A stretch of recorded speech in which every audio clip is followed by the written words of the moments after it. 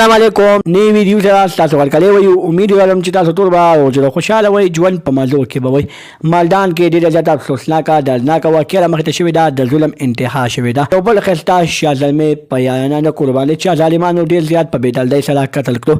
چا قتل کو په کومه طریقه یې قتل کو دوستانو دې الک اخر داسې کومه هغه د ګناه کړې وه ټول معلومات در سره په دې ویډیو کې شریکوم د نورو معلوماتي ویډیوګانو لپاره زموږ چینل سبسکرایب کړئ تر نشان اوس خامخا وخورئ چې زموږ هر یوه نوې معلوماتي ویډیو تاسو ته په اسانۍ سره میلاویږي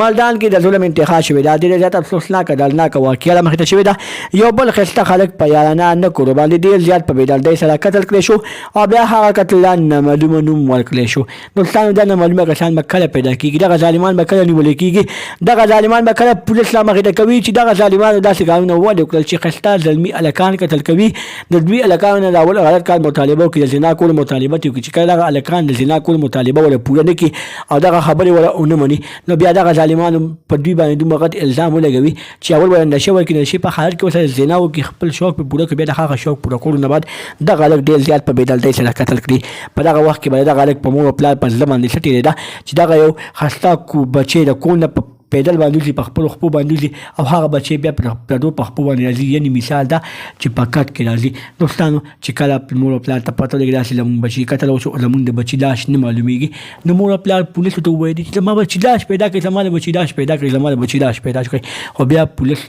دومره خو چې د هغه بچي لاش ولا پیدا کو او مور او پلار ته ولا وښودو دوستانو الله دې دغه مور او پلار د زړه صبر وکړي د نورو معلوماتي ویډیوګانو لپاره زموږ چینل سبسکرایب کړئ تر نشان څخه مخه وخورئ چې زموږ هر یوه نوې معلوماتي ویډیو تاسو ته په اسانۍ سره میلاویږي والسلام